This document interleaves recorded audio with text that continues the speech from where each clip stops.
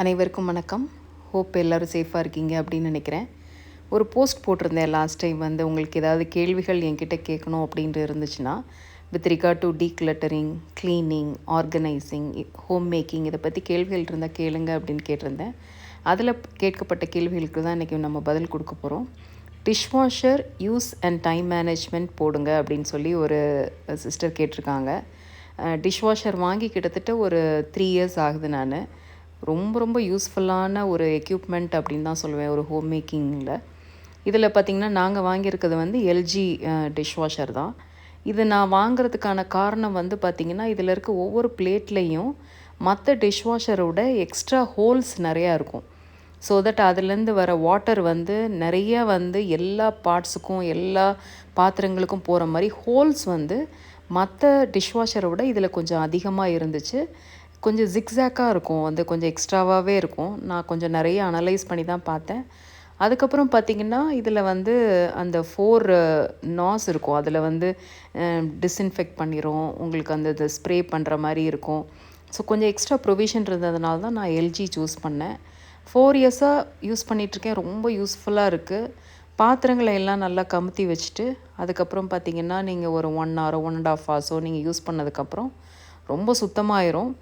எனக்கு சொல்லப்பட்டது என்னென்னா, நான் டிஷ்வாஷர் யூஸ் பண்ணும்போது நிறைய ஃபாரின் பீப்புள் வீடியோஸ் எல்லாம் நான் பார்த்து நான் யூஸ் பண்ணேன். அதில் பார்த்திங்கன்னா அவங்க எல்லாருமே அதை ப்ரீ வாஷ் பண்ணுவாங்க. அதை பண்ணணுன்னு அவசியம் இல்லை.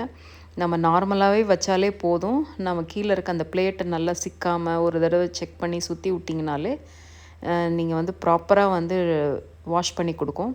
இது எப்படியே நம்ம வீட்டில் இருக்கிற வாஷிங் மிஷின் மாதிரி தான் வச்சுக்கோங்களேன்.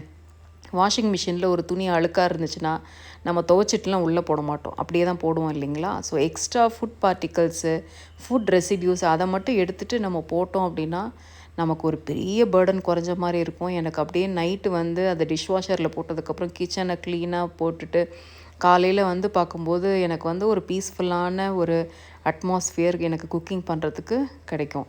இதை நீங்கள் பார்த்தாலே தெரியும், பாத்திரங்கள் இதை பற்றி நான் நிறைய வீடியோஸ் போட்டிருக்கேன். ஸோ இந்த கேள்விக்காக நான் அந்த வீடியோஸ்லாம் உங்களுக்கு டிஸ்கிரிப்ஷனில் டேக் பண்ணுறேன். ரொம்ப யூஸ்ஃபுல்லான எக்யூப்மெண்ட்டு. நீங்கள் ஏதாவது இன்வெஸ்ட் பண்ணணும் அப்படின்னு நினச்சிங்கன்னா one of the best equipment to purchase for the home maker அப்படின்னு சொல்லி நான் சொல்லுவேன். ஒன்ஸ் வாஷ் பண்ணி முடித்தோடனே வெசல்ஸ்லாம் அன்லோட் பண்ணிவிட்டு இந்த டிஷ்வாஷரில் இந்த மாதிரி ஒரு டவலை போட்டு வச்சிட்டோம் அப்படின்னா ஸ்மெல்லு வராமல் கொஞ்சம் நல்லா சுத்தமாக ஒரு க்ளீனான ஒரு எக்யூப்மெண்ட்டை நம்ம மெயின்டைன் பண்ணலாம். இது எனக்கு அந்த டெக்னீஷியன் சொல்லி கொடுத்த டெக்னிக்கு. ஸோ அதனால் நீங்கள் டிஷ்வாஷர் வச்சுருந்தீங்கன்னா இந்த டெக்னிக்கை கண்டிப்பாக யூஸ் பண்ணுங்கள். நீங்கள் கம்ப்ளீட்டாக லாக் பண்ணிட்டீங்கன்னா பயங்கரமாக ஸ்மெல் அடிக்கும். ஸோ அதை அவாய்ட் பண்ணுறதுக்கு இந்த டிப்பை யூஸ் பண்ணுங்கள். அடுத்த கேள்வி என்ன கேட்டிருக்காங்கன்னா, tell about your indoor plans and how to organise your kids dress in wardrobe sister அப்படின்னு ஒரு சிஸ்டர் கேட்டிருக்காங்க. எனக்கு 2 பெண் குழந்தைங்க. என்னோடய எல்டர் டாட்டர் 17 years old. அவங்களோட வார்ட்ரோப் தான் இது. ஸோ இதில் நான் ரொம்ப இன்வால்வ் பண்ணுறதெல்லாம் கிடையாது. அவங்களோட வசதிக்கு தகுந்த மாதிரி அவங்களே ஆர்கனைஸ் பண்ணிக்குவாங்க. இதோட சின்ன டாட்டரோட வார்ட்ரோப்பு இதில் ஒரு போர்ஷன் ஒரு வெளியில் போடுற ட்ரெஸ் தனியாக, அதுக்கப்புறம் வீட்டுக்கு போடுற ரெகுலர் யூசேஜுக்கு தனியாக, யூனிஃபார்முக்கு தனியான்னு சொல்லி ஷீ ஹர் செல்ஃப் அரேஞ்ச்டு. நம்ம இதில் ரொம்ப இன்வால்வ் பண்ணவே மாட்டேன். ஏன்னா நம்ம இன்வால்வ் பண்ணும்போது நம்மளே எல்லாம் எடுத்து வைக்கும்போது நாளைக்கு ஒரு யூனிஃபார்மாக இருக்கட்டும், ஒரு சாக்ஸாக இருக்கட்டும், எல்லாமே நம்மளே எடுத்து கொடுக்குற மாதிரி இருக்கும். அந்த ப்ராக்டிஸை சின்ன வயசுலேருந்தே நான் அதை விட்டுட்டேன். ஏன்னா they are very independent to manage their own wardrobe. அவங்களுக்கு வசதிக்கு தகுந்த மாதிரி ஃபீஸிபிளாக அவங்களே ஆர்கனைஸ் பண்ணிக்குவாங்க. ஸோ தட் இந்த டிபெண்டன்சி கொஞ்சம் கம்மியாக இருக்கும். காலையில் நான் எல்லாருமே நாங்கள் அவசரமாக கிளம்பிட்டு இருக்கும்போது அவங்கவுங்க ட்ரெஸ்ஸை அவங்கவுங்களே மேனேஜ் பண்ணிக்குவாங்க. வீக்லி ஒன்ஸு அவங்களே ஏதாவது கலைஞ்சிருக்கு இல்லை ஏதாவது டீக்ளட்டர் பண்ணணுன்னா தே தெம்செல்ஃப் வில் டூ. நான் சொல்லவே மாட்டேன். But it has to be clean. அது மட்டும் என்னோடய simple rule at the house. அதை மட்டும் அவங்க மெயின்டைன் பண்ணிக்குவாங்க. பிளான்ஸ் பற்றி சொல்லணுன்னா, இப்போ பிளான்ட் இல்லாமல் ஒரு இடத்த பாருங்கள். அந்த இடத்துல ஒரு பிளான்ட் வச்சா அது எப்படி அந்த பிளேஸை எலிவேட் பண்ணி கொடுக்குது அப்படின்னு பாருங்கள். So plants are always a great decor. ஒரு லைவ் எலிமெண்ட் டு கிவ் ஒரு ஏஸ்தட்டிக் ஃபீலிங் அட் ஹோம் அப்படின்னு சொல்லுவேன். ஸோ ஒரு உயிரே இல்லாத ஒரு பொருளை வச்சுருக்கிறதுக்கும் ஒரு உயிருள்ள பொருளை வச்சுருக்கிறதுக்கும் இந்த லாட் ஆஃப் டிஃப்ரென்ஸ். இது என்னோடய டைனி கார்டன். ஸோ நம்ம வேலையெல்லாம் முடிச்சுட்டு வீட்டில் வந்து ரொம்ப டயர்டாக இருக்கும்போது, இல்லை ஆஃபீஸ்லேருந்து ரொம்ப ஏதாவது டென்ஷனாக இருப்போம், ஏதாவது வந்து ரொம்ப டென்ஷனாக இருக்கும்போது வீட்டில் இருக்கிற ஃபோனையும் வீட்டு வேலையும் பார்க்குறதுக்கும், இந்த மாதிரி ஒரு லைவ் பிளான்ஸை ஒரு க்ரீனரியை பார்க்குறதுக்கும் there are lot of difference. இதை நான் வந்து உங்களுக்கு சொன்னால் உங்களுக்கு புரியாது. நீங்கள் இதையே நீங்கள் வந்து எக்ஸ்பீரியன்ஸ் பண்ணி பாருங்கள். டயர்டாக வந்து உட்கார்றோம், ரொம்ப வந்து ஏதோ ஒரு மனக்குழப்பத்தில் இருக்கும், ஒரு ஸ்ட்ரெஸ்ஸில் இருக்கும், ஒரு மாதிரி டென்ஷனில் இருக்கும், ரொம்ப பேர்டனாக இருக்கும்போது இந்த மாதிரி ஒரு க்ரீனரியை பார்க்கும்போது மனசுக்கு வந்து ஆட்டோமேட்டிக்காக அதை வந்து ஒரு ஹீலிங் பவரை கொடுக்கும். வந்து இட் ஆல்வேஸ் வந்து நேச்சுரலாக it heals your body, it heals your mind அப்படின்னு தான் நான் சொல்லுவேன்.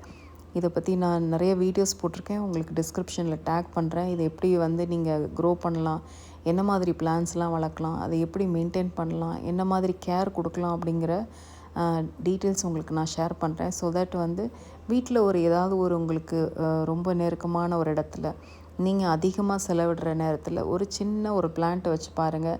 டெஃபினெட்லாக you will feel lot of difference. அது வந்து நிறைய ஆக்சிஜனை ஜென்ரேட் பண்ணும். வந்து நமக்கு தேவையான ஆக்சிஜன் வந்து ஒரு சுத்தமான காற்றை சுவாசிக்கும் போது கண்டிப்பாக வந்து நிறைய வியாதிகள்லேருந்து நம்ம வந்து தவிர்க்கலாம். ஸோ ஒரு வீட்டில் நிறைய தூசிகள் வரும், வெளியில் பொல்யூஷன் இருக்கும், வீட்டுக்குள்ளே பொல்யூஷன் இருக்கும். இதெல்லாம் அவாய்ட் பண்ணுறதுக்கு ஒரு நேச்சுரல் எலிமெண்ட் வந்து பிளான்ஸ் அப்படின்னு சொல்லுவேன். கிட்ஸுக்கிட்ட அவங்க டாய்ஸை டீக்ளட்டர் பண்ண சொன்னால் கேட்கவே மாட்டேங்கிறாங்க.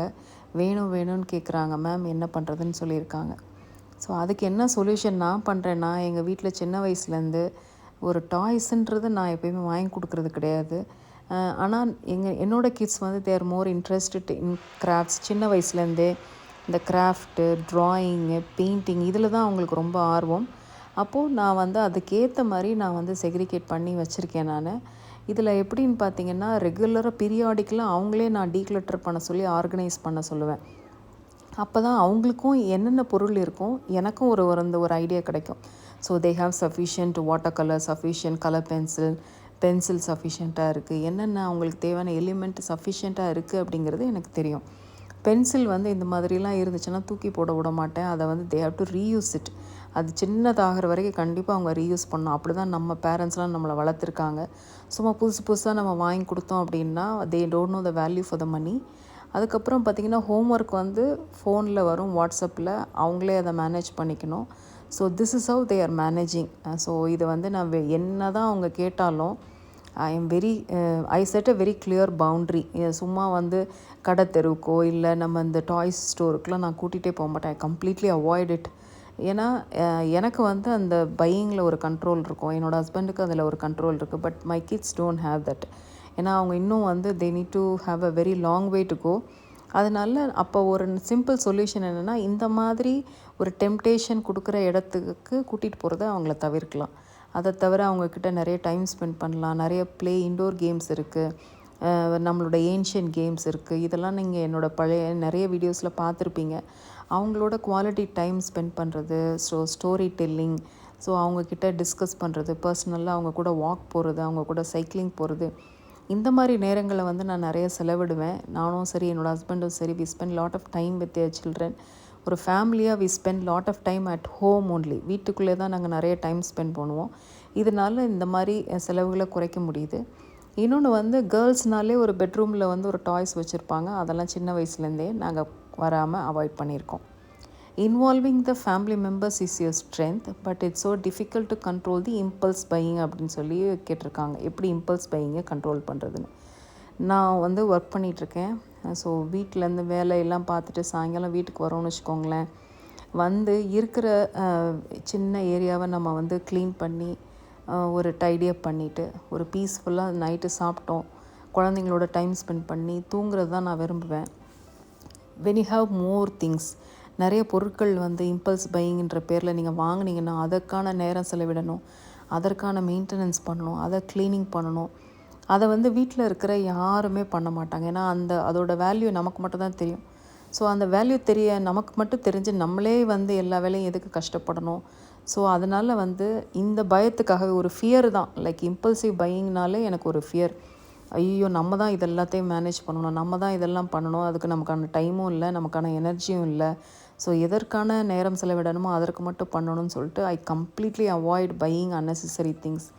நிறைய நான் ட்ராவல் பண்ணுவேன் என்னோடய ஒர்க் ரிலேட்டடாக. ஸோ வெளியில் போகும்போதெல்லாம் முன்னாடியெல்லாம் என் குழந்தைங்களுக்கு நிறைய திங்ஸ் வாங்கிட்டு வருவேன். ஜஸ்ட் டு சாட்டிஸ்ஃபை தம். என்னோடய ஆப்சன்ஸ் வந்து அவங்களுக்கு எந்த ஒரு பாதிப்பையும் கொடுக்கக்கூடாதுன்னு வரும்போது ஏதாவது ஒரு gift வாங்கிட்டு வருவேன். இப்போது ரீசெண்டாக என்ன பண்ணுறேன்னா அதெல்லாம் அவாய்ட் பண்ணி ஒரு நேச்சுரலாக ஃப்ரூட்ஸோ இல்லை ஏதாவது ஒரு எலிமெண்ட்டோ அவங்களுக்கு வாங்கி கொடுக்குறேன். ஸோ இந்த மாதிரி தேவையில்லாமல் பொருட்களை கொண்டு வந்து வாங்கி கொடுத்து அவங்கள சாட்டிஸ்ஃபை பண்ணுறது கண்டிப்பாக என்றைக்குமே அதை சாட்டிஸ்ஃபை பண்ண முடியாது. ஸோ அதை அவாய்ட் பண்ணுறேன்.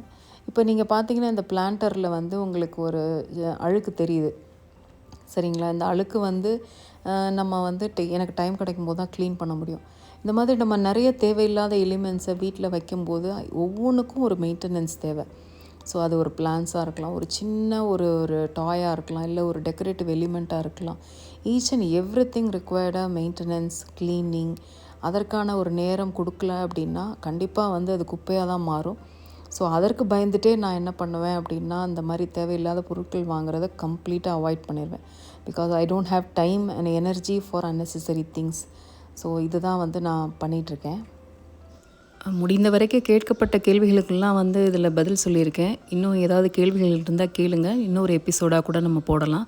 ஹோப் இந்த வீடியோ உங்களுக்கு யூஸ்ஃபுல்லாக இருந்திருக்கும் அப்படின்னு நினைக்கிறேன். அடுத்த ஒரு இன்ட்ரெஸ்டிங்கான வீடியோவில் உங்களை வந்து சந்திக்கிறேன். Until then, thank you so much for watching this video till the end. Happy homemaking, happy decluttering from Decluttering Diva. Thank you.